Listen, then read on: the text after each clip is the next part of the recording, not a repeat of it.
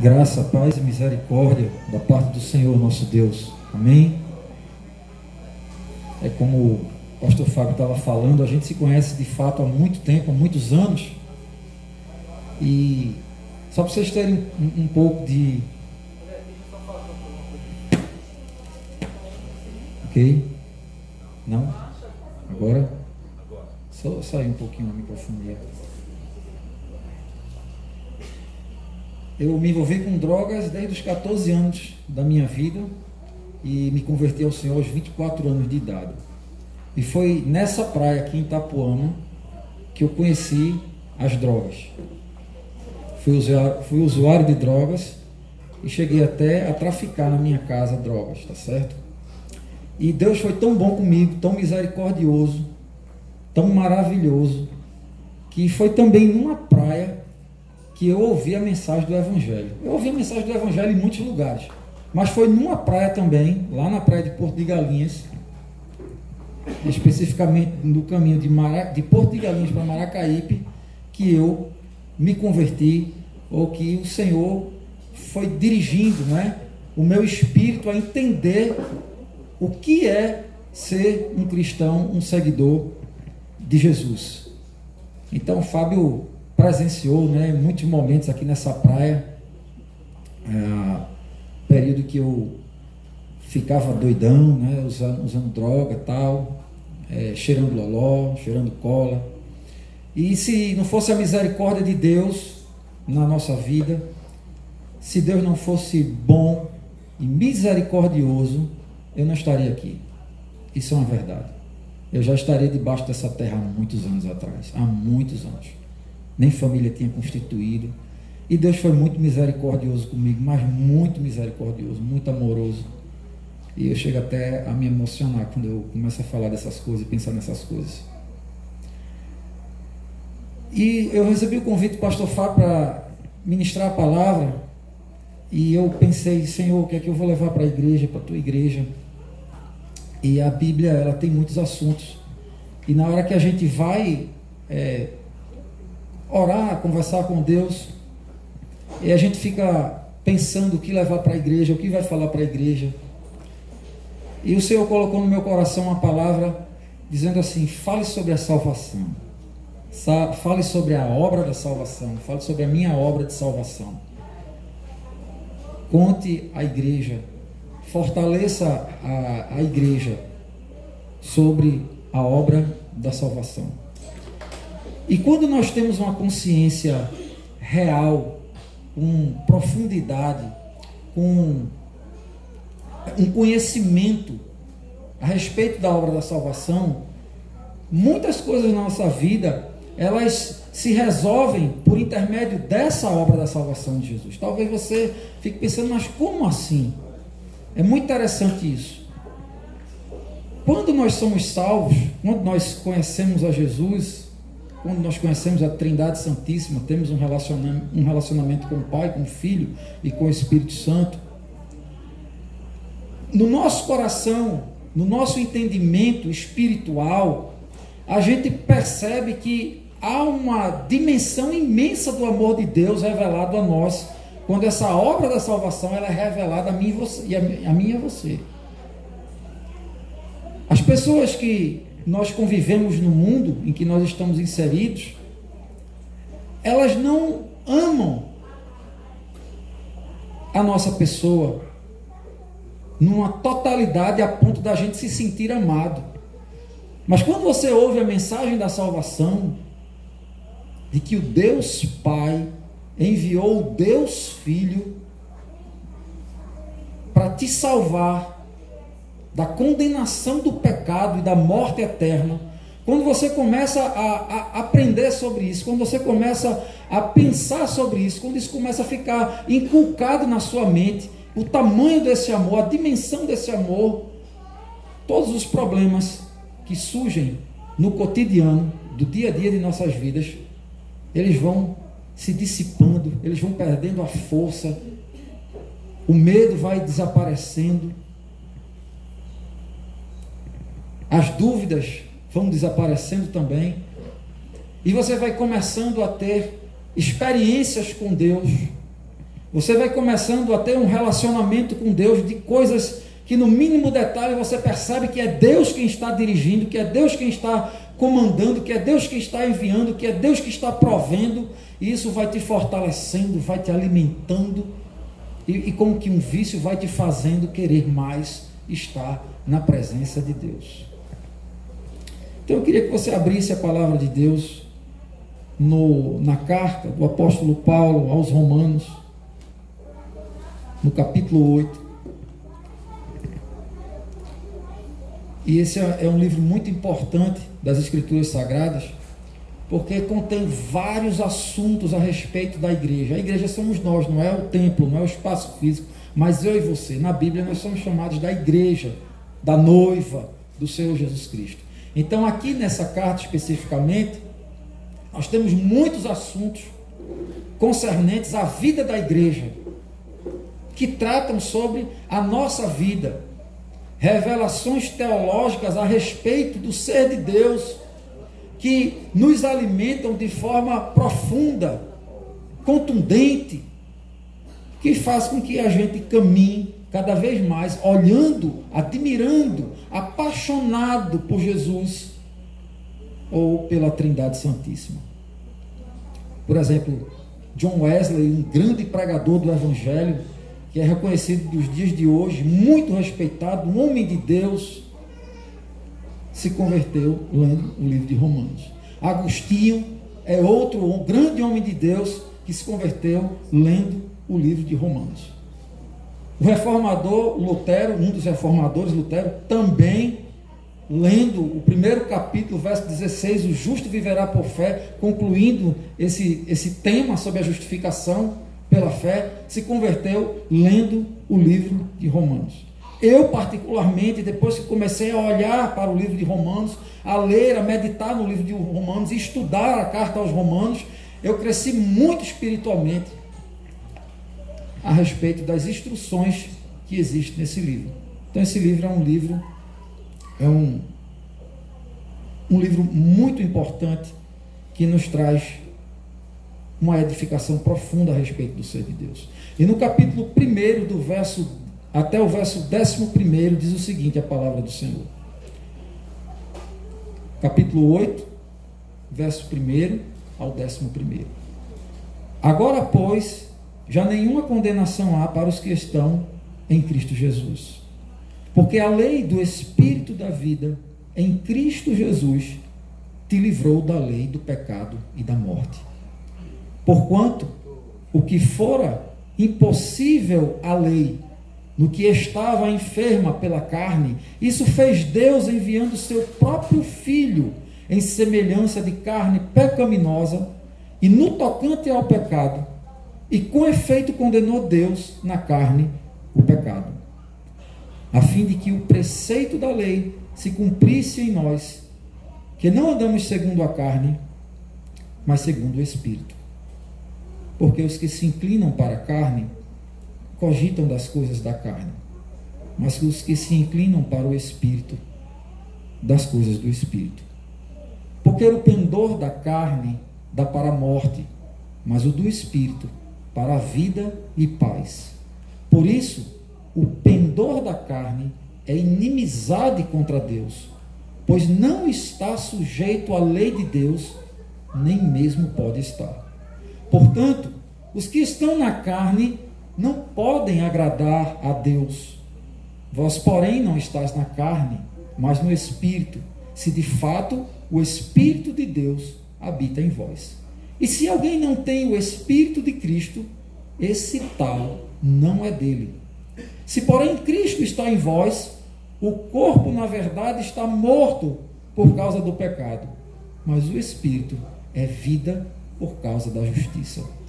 Se habita em vós o Espírito daquele que ressuscitou a Jesus dentre os mortos, esse mesmo que ressuscitou a Cristo Jesus dentre os mortos, vivificará também o vosso corpo mortal, por meio do seu Espírito, que em vós habita. Vamos orar ao Senhor mais uma vez. Senhor, estamos diante da tua santa e gloriosa presença, e a tua palavra está exposta ao nosso coração. E nós te suplicamos, ó Deus, que o teu Espírito, que traz vida, o Espírito da vida, ele tenha liberdade em nosso meio e nos edifique nessa noite por intermédio da tua palavra, abrindo o nosso entendimento para podermos entender, para podermos apreciar as delícias, as informações, as instruções que dizem respeito à obra da salvação que o Senhor realizou por intermédio de Jesus. Que o Senhor nos abençoe, perdoe os nossos pecados e fale conosco nessa noite. Por amor de Jesus nós te pedimos. Amém. Essa carta escrita pelo apóstolo Paulo foi escrita com a intenção de instruir a igreja de Roma o que é que Paulo cria a respeito de Jesus. O apóstolo Paulo estava em Éfeso, tinha concluído a sua terceira viagem missionária, a sua última viagem missionária, e depois que ele olha para todo aquele território que ele percorreu ali pela Europa, pregando o Evangelho na parte sul, o Espírito Santo de Deus agora o incomoda a ir à Espanha pregar o Evangelho. Roma fica próximo da Espanha, então Paulo escreve essa carta para apresentar a forma do seu Evangelho, como ele pregava o Evangelho, porque havia alguns boatos de que Paulo não era um verdadeiro apóstolo do Senhor Jesus.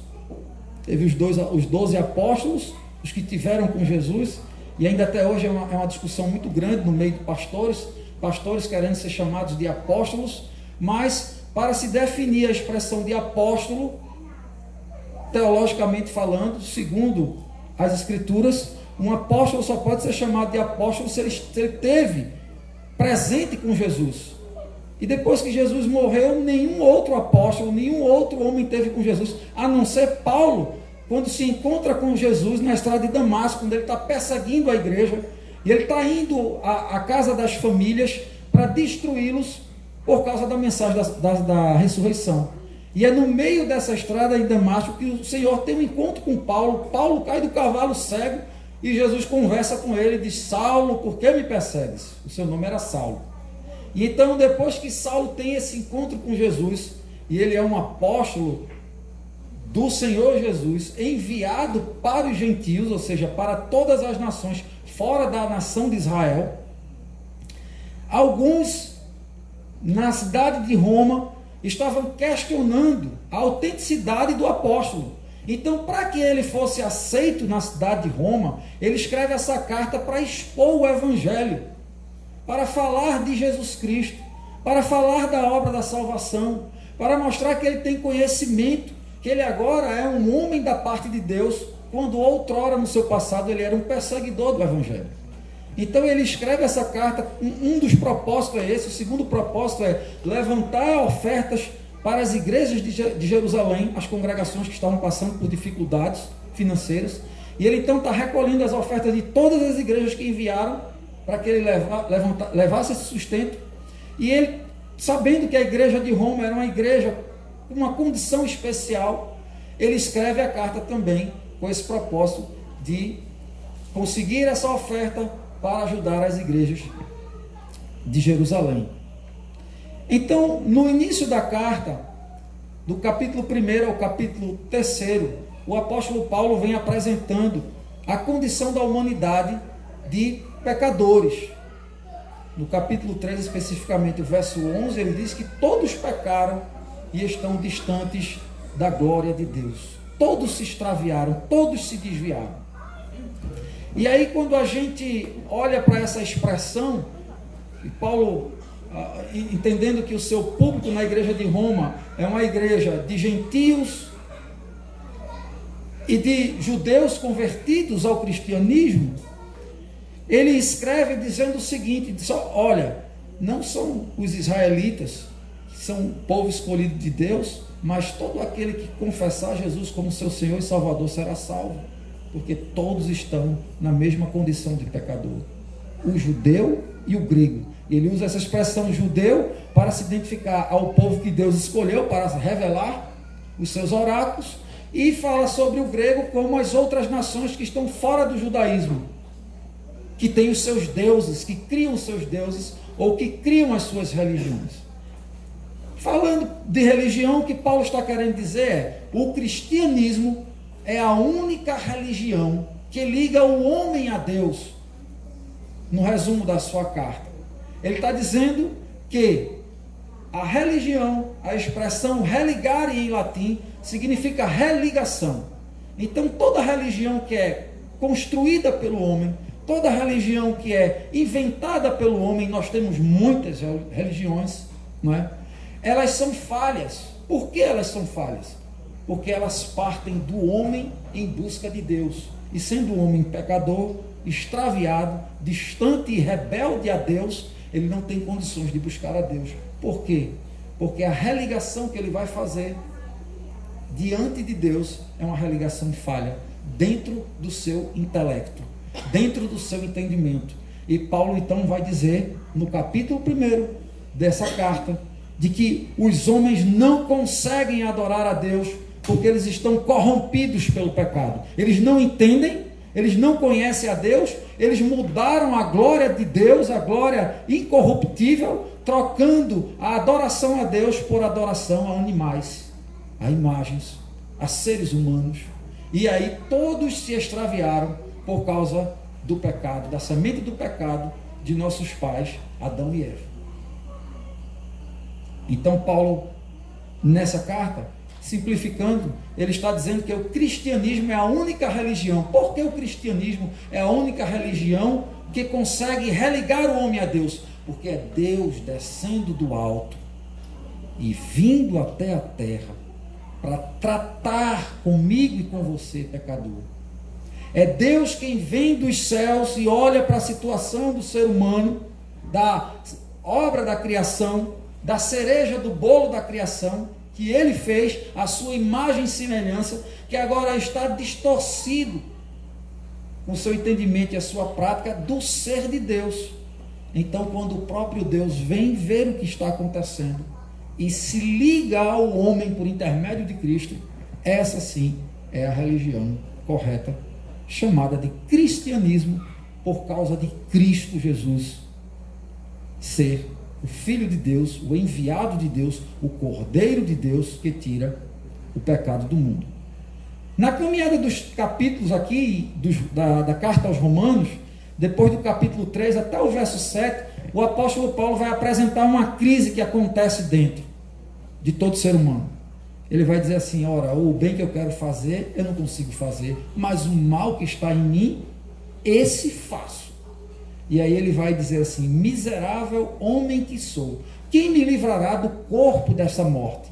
E aí no versículo 25, acompanha aí comigo, por favor, no capítulo 7, ele vai dizer assim: graças a Deus por Jesus Cristo, nosso Senhor, de maneira que eu de mim mesmo com a mente sou escravo da lei de Deus, mas segundo a carne, da lei do pecado. Então, o que é que ele está querendo dizer com isso? Ele está querendo dizer que existe uma lei dentro de nós, pecadores. Todos nós somos pecadores. Por mais que queiramos agradar a Deus, por mais que nos esforcemos para fazer a vontade de Deus, a gente tropeça e peca diante do Senhor. Não existe um ser humano na face dessa terra que não seja assim. Todos nós pecamos. E a lei é clara, diz que se por intermédio de um só pecado, o homem, Deus é justo para lançá-lo no inferno e ele sofrer as consequências da prática do seu pecado. Então, como ocorre a obra da salvação aplicada a nós para nos livrar desse mal que está em nós, que é a posição da lei na nossa carne, condenando as nossas atitudes rebeldes às ordens de Deus. Primeiro, o apóstolo Paulo vai dizer o seguinte, no verso 1, acompanhe comigo, eu quero ser breve e espero que a gente consiga atingir o alvo, que é essa exposição da obra da salvação. Ele vai afirmar assim, depois que ele fala sobre esse problema da crise interior do pecado que está nele, que ele não consegue fazer o bem, mas o mal que está nele, mas ele declara que graças a Deus, por causa de Cristo Jesus, há uma salvação. Ele vai dizer assim: agora, pois, já nenhuma condenação há para os que estão em Cristo Jesus. Todos nós somos pecadores. Eu queria afirmar isso mais uma vez e provar por intermédio de um exemplo que nós somos pecadores. Imagine que aqui nessa parede tem um telão. E agora nesse telão vai passar tudo o que aconteceu na nossa vida, desde de manhã até o horário de você entrar na porta daquela igreja. Eu quero fazer uma pergunta para você. Você se sentiria confortável nessa cadeira? Todo mundo vendo o que você fez, o que você pensou, o que você olhou, passando aquilo nesse telão? Você se sentiria confortável? Você se sentiria à vontade? Você sentiria vergonha? Sentiria vergonha. Eu também sentiria vergonha. Então isso prova que nós somos pecadores. Isso declara que nós estamos em falta com Deus. Isso declara que nós somos rebeldes a Deus. Isso declara que nós não cumprimos a palavra de Deus. Isso declara que nós estamos em constante rebeldia com Deus. Mas há uma solução para a gente resolver esse problema do CD ou do pendrive da nossa vida. O apóstolo Paulo vai dizer que aqueles que estão em Jesus, nenhuma condenação há, mas para aqueles que estão em Cristo Jesus. Como isso ocorre? Como é que eu posso me safrar do meu passado, do meu presente e do meu futuro? Sim, precisamos falar desses tempos, do que eu fiz no passado, do que eu fiz hoje e do que eu vou fazer amanhã. Como? Ele vai dizer aqui, acompanhe comigo. No versículo 2, o apóstolo vai dizer assim: a lei do Espírito da vida em Cristo Jesus te livrou da lei do pecado e da morte. Veja que coisa interessante. Em Jesus Cristo há o Espírito da vida. Quando nós não temos Jesus, nós temos um espírito de morte. Como assim? Eu faço coisas desagradáveis que podem me levar à morte imediata, e eu posso herdar também a morte eterna. Por intermédio das minhas desobediências a Deus, eu posso partir desse mundo num segundo. Como existe aquela expressão, existem 1000 maneiras de você tomar Neston, existem 1000, milhões, bilhões de maneiras de você partir desse mundo desobedecendo a Deus e ser condenado para sempre por Deus, por causa da desobediência. Mas existe uma forma de você se livrar dessa condenação, de você se livrar dos seus pecados, de eu me livrar dos meus pecados. E como é? Existe uma lei do Espírito da vida em Cristo Jesus, que ela nos livra da lei do pecado e da morte. No capítulo 5, o apóstolo Paulo, escrevendo para defender a questão da obra da salvação, diz assim: aonde abundou o pecado, superabundou a graça de Deus. Isso significa dizer que a obra da salvação de Deus, ela é maior do que a obra do pecado. Significa dizer que a obra da salvação, que a graça